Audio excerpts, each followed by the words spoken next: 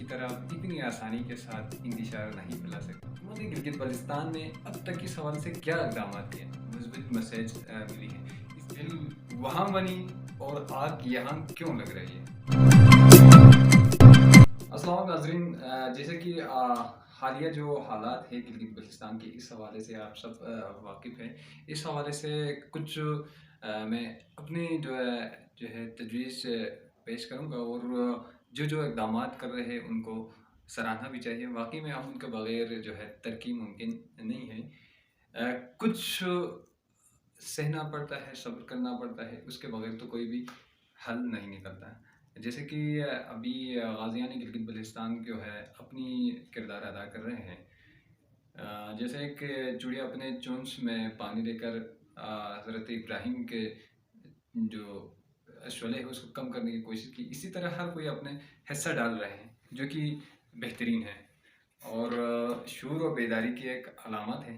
گلگت بلتستان تقریباً ایک قوم بننے جا رہے ہیں، بن چکے تھے بلکہ، لیکن اچانک یہ ایسی حالت پیدا کیسے ہوئی؟ حالانکہ بل تو پاکستان میں پاس ہوا بھی نہیں ہے، بل وہاں بنی اور آگ یہاں کیوں لگ رہی ہے؟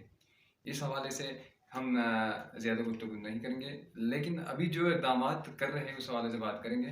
غازیان گلگت بلتستان نے قاضی نثار صاحب اہل سنت و جماعت کے جو قائد ہے اس وقت گلگت بلتستان کے، ان سے ملاقات کی، انہیں بہترین میسج ملی۔ قائد ملت جعفریہ کے آغا راحت الحسینی کے ساتھ بھی انہوں نے ملاقات کی، غازیان گلگت بلتستان نے، تو انہوں نے ایک ان کا کہنا ہے کہ ان کو ایک مثبت میسج ملی ہے۔ اسی طرح عوامی ایکشن کمیٹی نے ہر دور میں گلگت بلتستان کے ہر حالات میں گلگت بلتستان کے ساتھ دیا ہے۔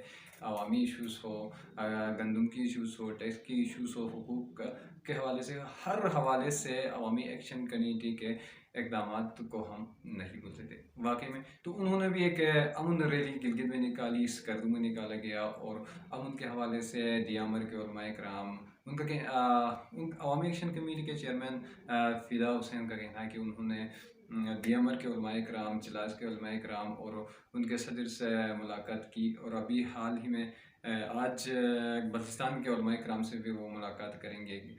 روندو کے جو علماء ہیں، علماء کرام ہیں، یوتھ تنظیمیں ہیں، ان سے بھی انہوں نے ملاقات کی۔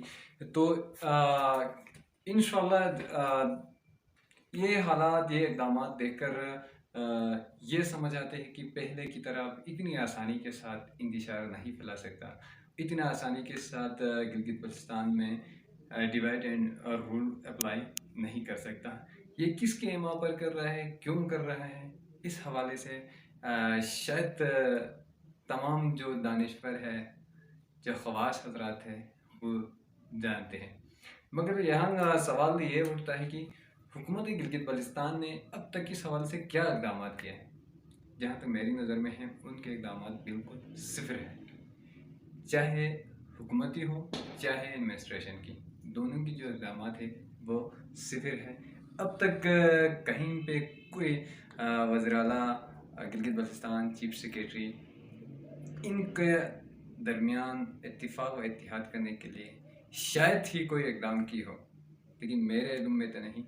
حالانکہ ان کے اوپر ذمہ داری بنتے تھے کہ وہ اس کو ہوا دینے کی بجائے، اس پہ سیاست کرنے کی بجائے یہاں پر امن کا قیام کر دیں۔ جی، جو امن کے لیے جو تنظیمیں امن کے لیے کام کر رہے ہیں، واقعی میں وہ قابل دید ہے، قابل اعتماد ہے۔ انشاءاللہ ابھی کے جو اقدامات ہیں اس حوالے سے ابھی انشاءاللہ ایک مثبت پیش رفت ہوں گے۔